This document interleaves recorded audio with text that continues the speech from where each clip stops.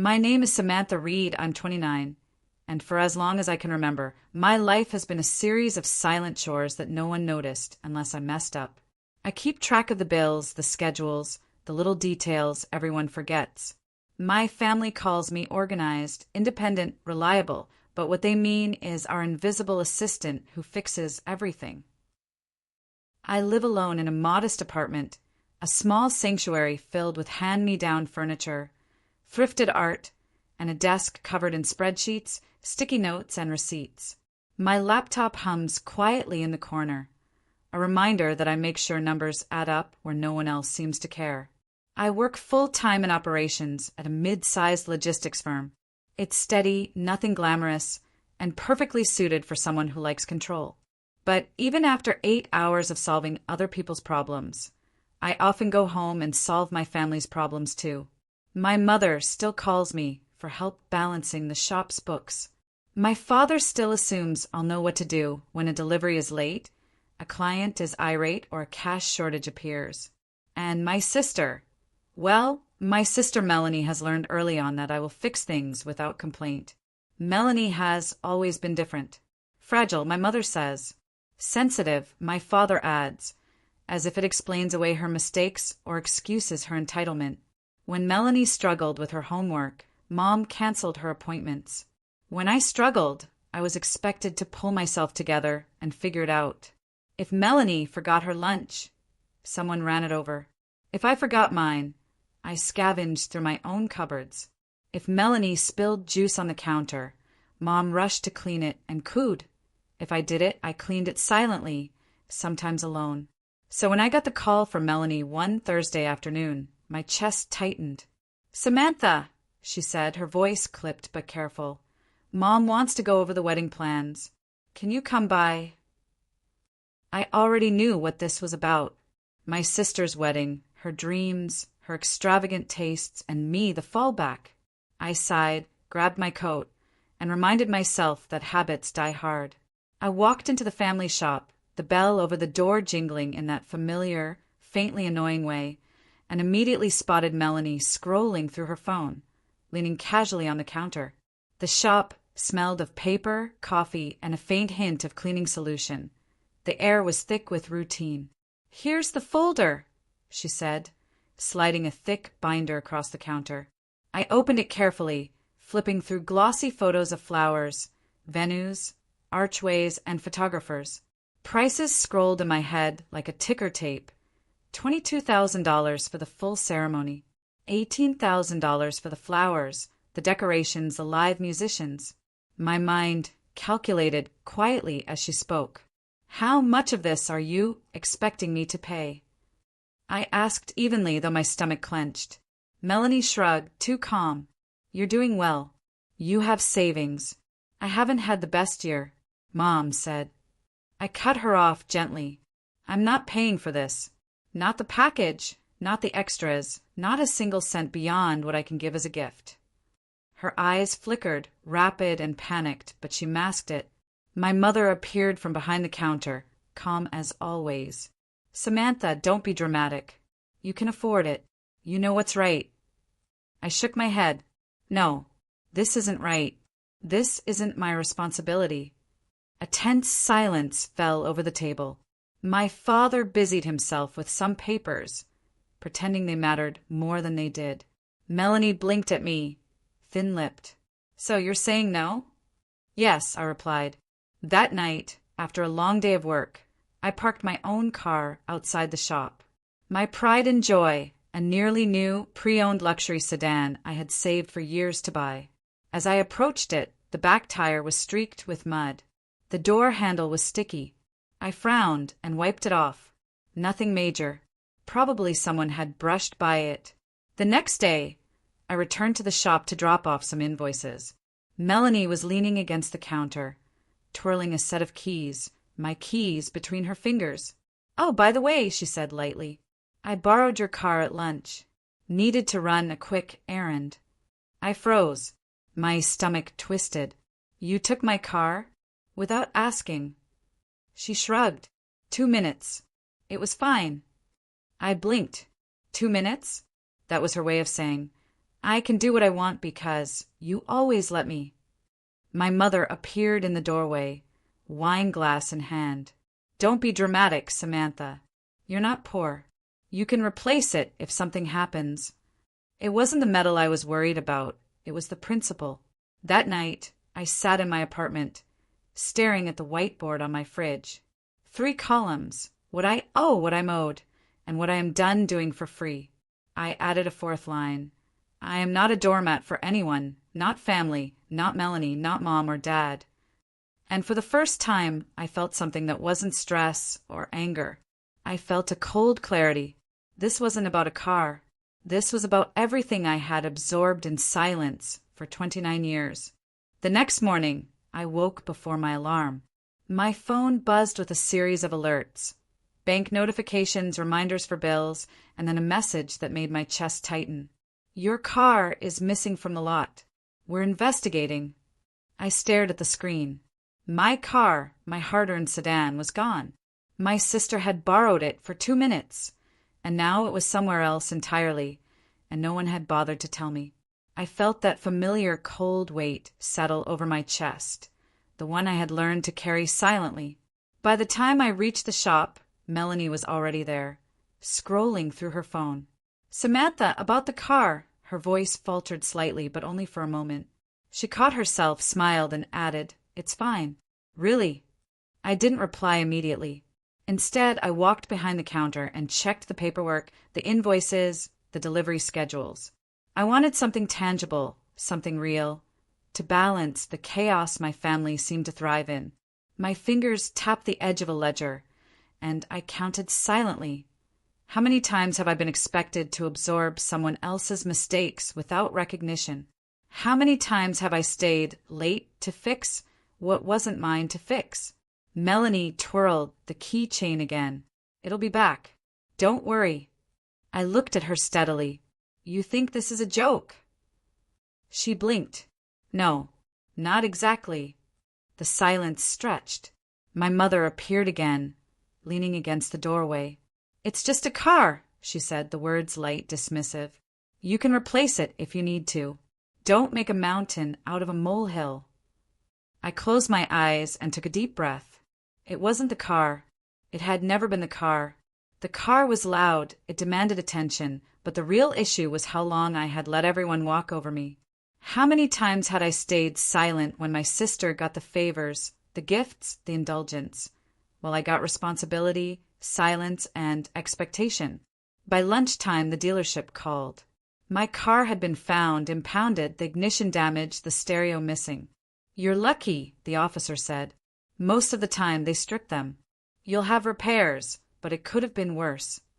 I thanked him quietly and hung up. I didn't feel panic. I didn't feel triumph. I felt something heavier, steadier, like the calm after a storm that you knew had changed you forever. When I returned to the shop that evening, I finally spoke. We need to set some rules, I said.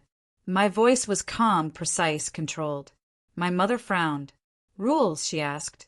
Yes, rules. For the car, for the finances, for the way we treat each other. For me. Melanie's eyes narrowed. Are you serious? I nodded. Yes, serious. This isn't about a car. This is about respect and boundaries and fairness, something that hasn't been practiced in this family for a long time. I pulled out a sheet of paper and wrote 4 simple lines. My property is not to be used without permission. I will not finance weddings or emergencies caused by poor planning. My labor, bookkeeping, delivery management, organizing, is paid work, not a favor. Any future disregard of these boundaries will be met with consequences I enforce. Mom laughed lightly, trying to dismiss it. This is therapy nonsense. Rules on a sheet of paper. No, I said evenly. This is a contract with reality. It's how I survive without losing myself in the process of caring for everyone else. Melanie scoffed. You're punishing me because you're jealous. I looked at her, then at my mother and father. I'm not punishing anyone. I'm stopping being used. I'm closing accounts that should have never been open. I'm protecting myself. That's not jealousy, it's survival. My father rubbed the back of his neck. But the wedding? My gift stands, I said. Cash or check. Nothing more. Everything else is your responsibility. That evening, the shop felt different. Thinner somehow, quieter, sharper. The air seemed to hold its breath, waiting to see if I would cave. I didn't. The rules weren't suggestions, they were boundaries I was willing to defend. The next day, Melanie sent a message. We were just joking. Can we talk? I stared at my phone. For a moment, I felt the old reflex, the pull to fix, to smooth, to absorb. But I didn't answer right away. I let the silence speak. Let her reflect. Let her learn the weight of her own actions. Hours later, I finally replied, Coffee. 1 hour. Not to argue, not to negotiate. Just talk. When she arrived, she was late, hair messy, mascara smudged. No engagement ring. I didn't think you'd actually do it, she said quietly. I didn't expect to, I said. But the car, taking it without permission, that's leverage. You wanted to scare me into saying yes. It's what you always do. It's what you learned works. Her eyes softened slightly, and for the first time I saw recognition. She nodded, small, careful. I thought it would work on you too. It doesn't, I said simply. By the end of that hour, we reached understanding. Boundaries were set. Expectations clarified. And for the first time, Melanie learned that my agreement is not automatic, that my independence is not a service she can borrow without consequence. The next few days felt strangely light. I went to work, managed my shipments, reconciled invoices, and ignored the usual pangs of family obligation that normally accompanied every text, call, or knock on the door. My phone didn't buzz constantly with last-minute requests. The shop felt quieter, as though the weight I had been carrying for decades had finally lifted. But of course, quiet is always temporary in my family. That Friday, my mother called. Her voice was tight, sharp, trying to mask frustration. Samantha, the venue says the deposit hasn't cleared. The wedding's in jeopardy. I blinked. Calmly, I asked, who authorized the deposit? You did, or you would have, she snapped. I let the word settle. No, I am not funding anything beyond my gift. That decision hasn't changed. The deposit is your responsibility, not mine. A pause. Then my father's voice, quiet, almost pleading. We assumed. Assumptions, I said, my tone even, don't replace accountability. You need to manage this yourselves. There was silence on the line for a moment, and then the conversation ended. I didn't hang up in triumph. I didn't feel satisfaction. I just felt resolved. This wasn't about winning. It was about finally being seen and respected. When I walked into the shop later that afternoon, the atmosphere was tense. My mother hovered near the counter, arms crossed.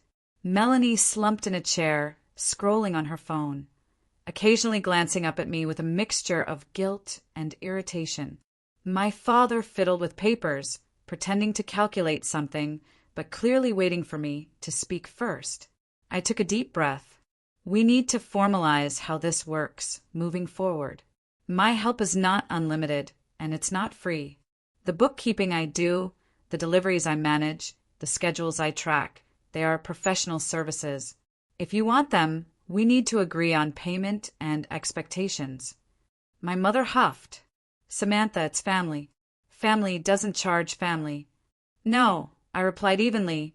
Family also doesn't steal cars, assume my labor, or guilt me into paying for extravagances. Family respects boundaries. Melanie's expression twisted. You're being rigid. Unfair. Rigid is better than invisible, I said softly but firmly. I'm not going back to being invisible. I am not a doormat. We sat down at the table. I slid a folder across to my parents and Melanie. Inside were 10 clear points outlining my boundaries, expectations, and rates for services. It was simple, direct, unemotional. Bookkeeping for the shop, hourly rate, invoice schedule, use of my property, explicit permission required, penalties for unauthorized use, gifts and loans, within my budget non-negotiable. Emergencies, only addressed if genuinely urgent and not caused by negligence. Consequences, violation of any point will result in firm enforcement. My parents flipped through it nervously. My mother laughed, though it was thin and forced. This is a lot. Is this really necessary? Yes, I said. It's necessary because you never let me say no before. You treated my agreement as a guarantee, not a choice. This is the first time I've made it clear. I choose when I help. Melanie's eyes narrowed, and I caught a flash of anger. You're punishing me, she spat. I'm not punishing anyone, I said steadily. I'm stopping being used. That's not punishment, it's self-respect. You need to learn that my consent is not automatic. My father sighed heavily, glancing at my mother. Well, at least it's clear. Yes, I said, it's clear. And from now on, anything outside these rules is on you. I will not absorb your mistakes or your oversights anymore. Over the next few days, the impact was immediate. My mother stopped calling me constantly for last-minute favors. My father began paying invoices on time instead of relying on me to bail him out. Melanie stopped assuming she could borrow my car whenever she wanted. The shop itself became quieter, almost serene in comparison to the chaos of before.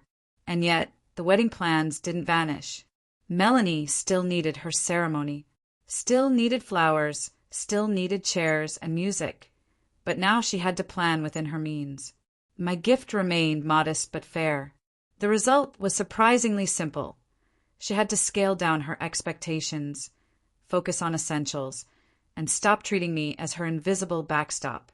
The first real test came when the floral deposit was due. Melanie panicked, looking to me. I reminded her calmly, "You are responsible for this.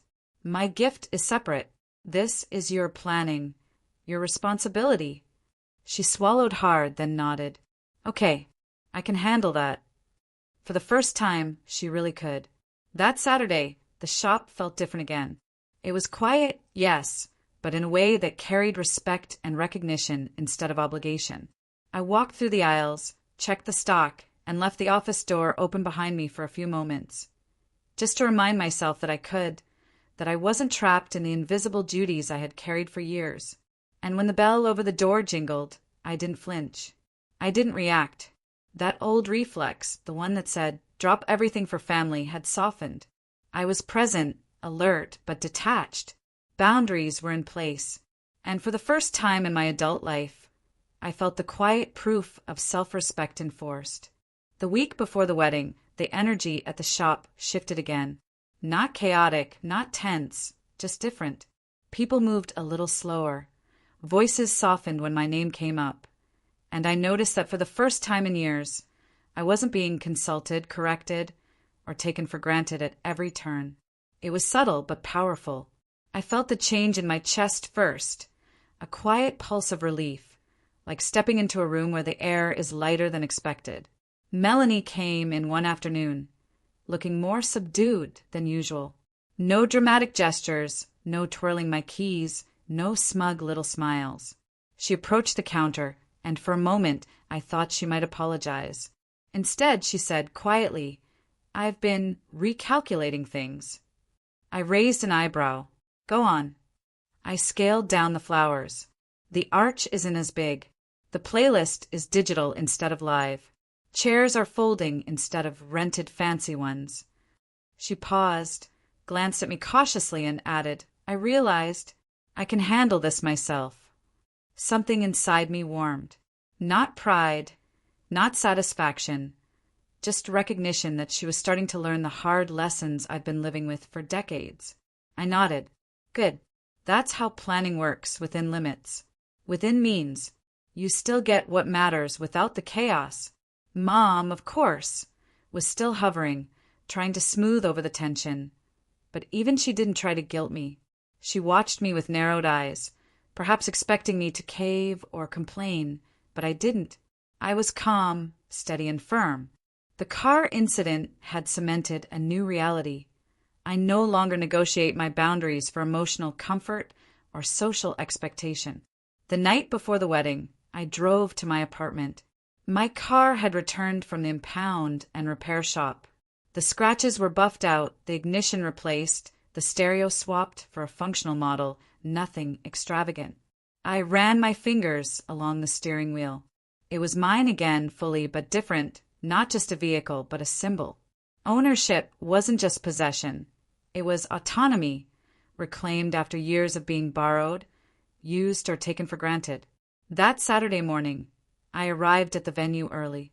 Chairs were being arranged, a simple arch set in the corner, the playlist humming softly through portable speakers. Melanie was nervously adjusting her dress, hair slightly messy, shoes forgotten in favor of bare feet. She looked human, not polished, not entitled, not overindulgent, just real. I stepped back and watched the volunteers set up the tables. For the first time in years, I wasn't running the show, orchestrating every little detail, or worrying about oversights. I was just present, a guest in my sister's life, not the structural support, holding it upright. Melanie caught my eye and gave a small, hesitant smile. "Thank you," she whispered. "For what?" I asked. "For not letting this turn into a disaster. For the boundary. I understand now. I really do." I nodded once, briefly, and turned away. She was learning. Slowly, deliberately, without a dramatic confession. Without tears, just awareness. The ceremony itself was quiet, short, and honest.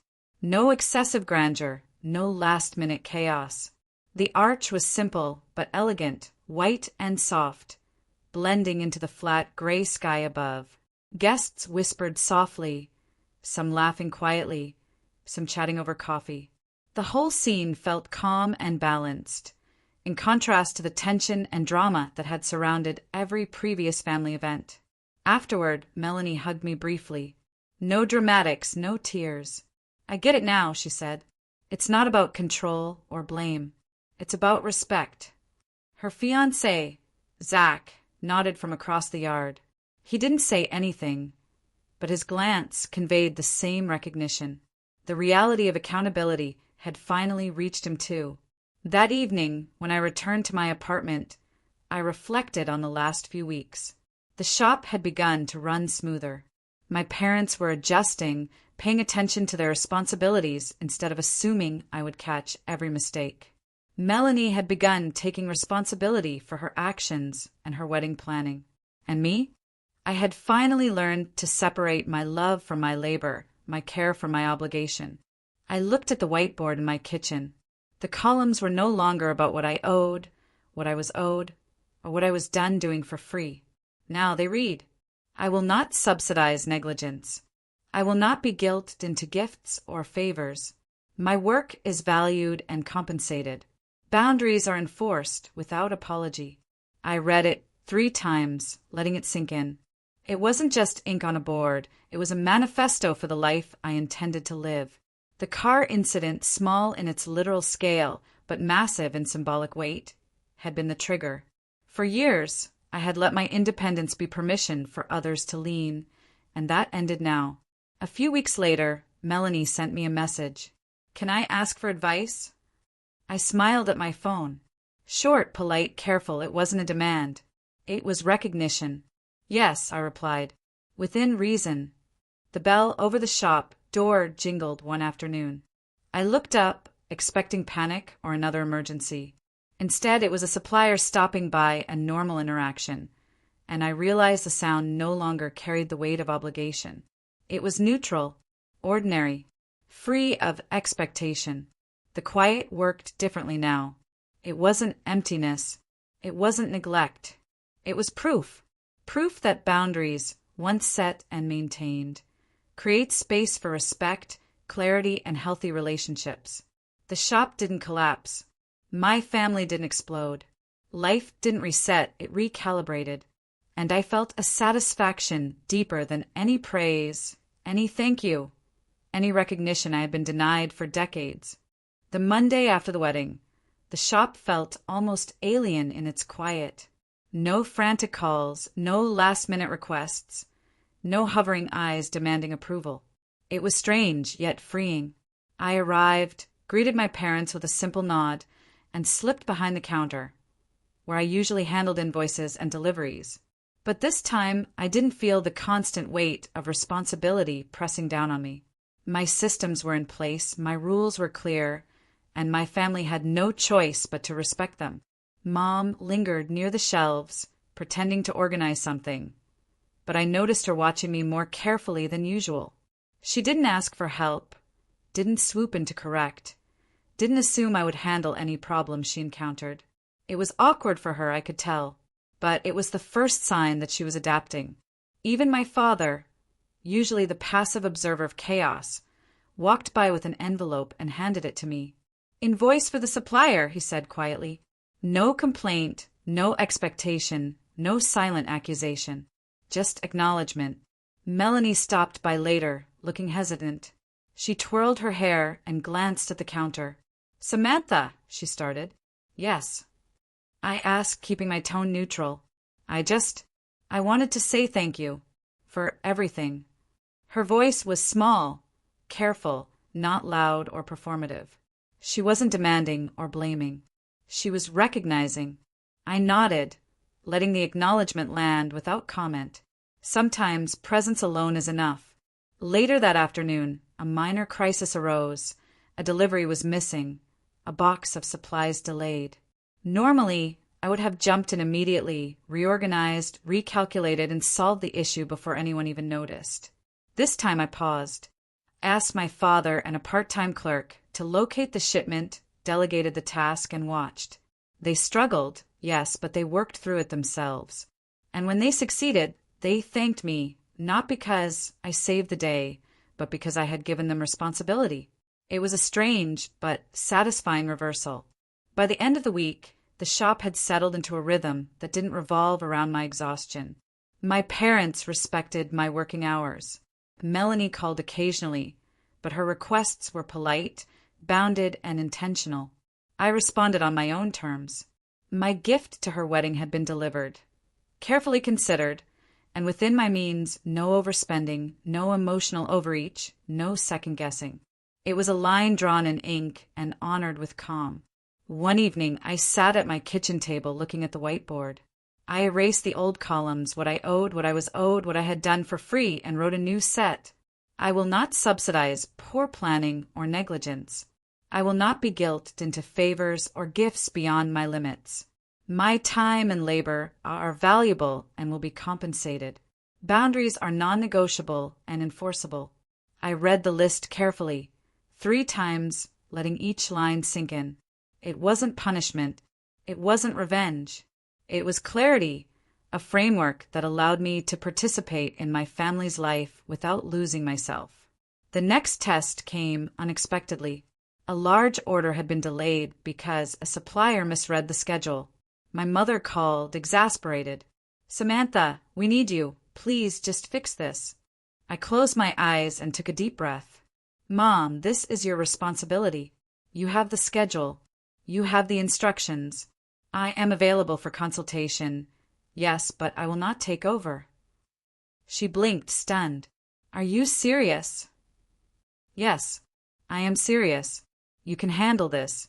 You're capable." A pause, then a quiet acknowledgement. "Okay, I'll manage." It was subtle, but the shift had occurred. For the first time, I wasn't automatically the fixer, the guarantor, the invisible engine running everyone else's life. I had drawn lines and they were respected. Even Melanie learned to navigate this new landscape. She stopped borrowing my car without asking. She started budgeting realistically for small emergencies. She even began to appreciate small gifts without assuming they were entitlements. And every time I said no, I felt a little freer, a little stronger. The weekend arrived and the shop was quiet. I stepped outside for a moment, the bell above the door jingling softly as customers came and went. It no longer carried the weight of obligation. It was just a sound, neutral, ordinary. I inhaled deeply. For years, the bell had been a reminder of the demands, the unspoken contracts I had been expected to uphold without thanks. Now it was just a sound. Later that evening, my father called me aside. He looked older, wearier, but different too. "Samantha," he said softly, "you've changed how we operate." The shop runs better. The deliveries are on track. I didn't realize how much we relied on you." I smiled faintly. "You relied on me because I let you. That ends now. I'm still here, but on terms that respect me as well." He nodded, quietly without argument. "I understand." And that night, I sat in my apartment, looked at the repaired car, and realized something profound. The car, the wedding, the boundaries, they weren't about rebellion. They were about keeping my autonomy intact while still being part of the family. The lesson had been hard, but it was necessary.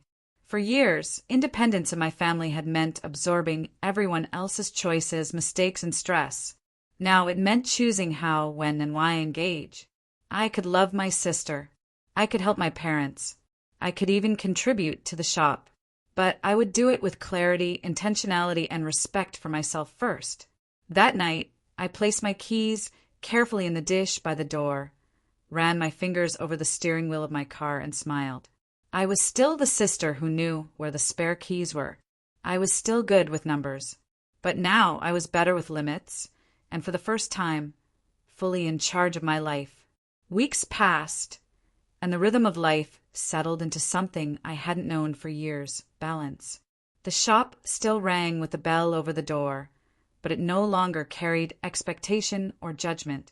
It was simply a sound, neutral and ordinary, like the hum of the refrigerator in my apartment or the quiet shuffle of papers on my desk. Melanie began texting more responsibly. "Can I ask you something?" Her messages read, polite, careful, not demanding. And for the first time, I felt the power of choice in my replies. I answered within reason, on my own time, with boundaries intact. Sometimes the answer was yes, sometimes no. And every time, the silence that followed didn't spiral into chaos. It just was. One Saturday morning, I drove my car slowly to the shop. It was mine again in every sense, repaired, functional, unborrowed, and symbolic of a personal boundary enforced. As I parked, I realized that my car had become more than transportation.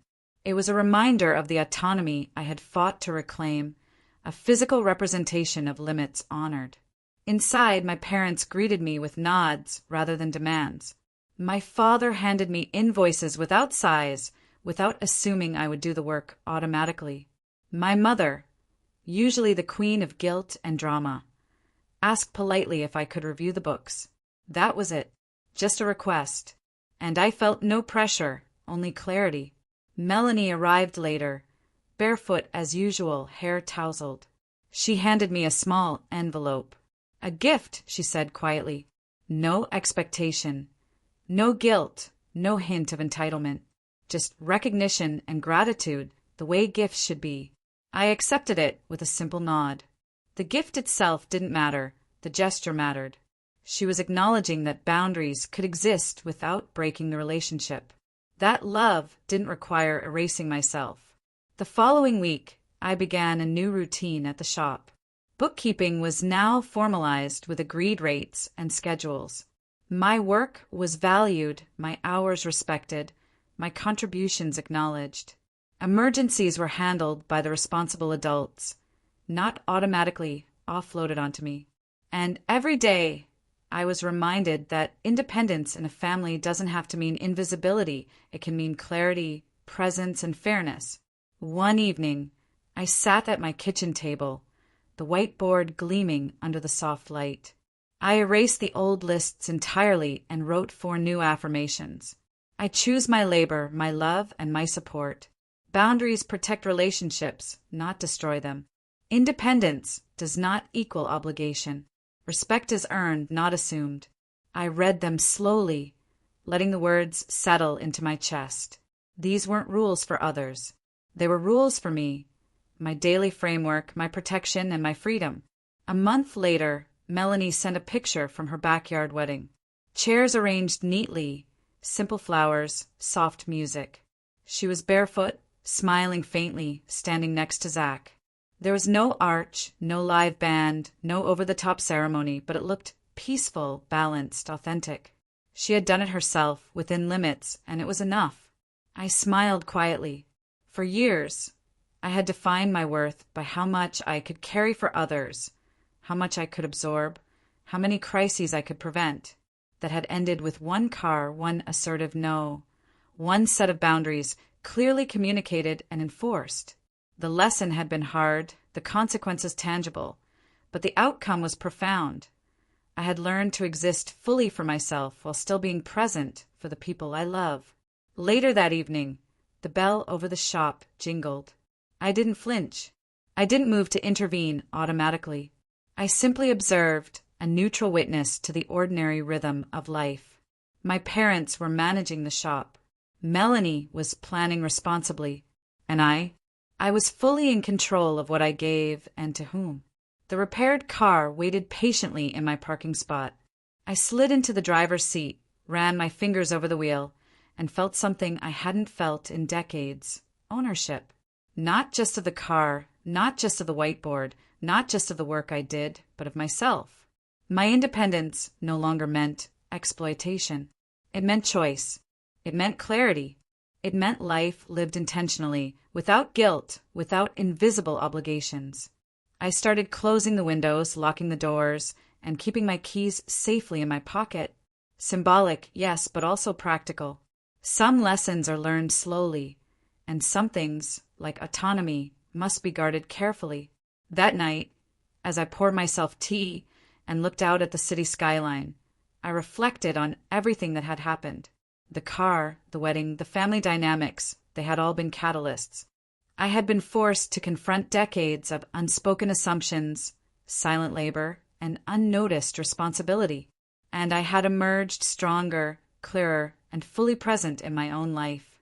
I am Samantha Reed. I still love my sister. I still help my parents.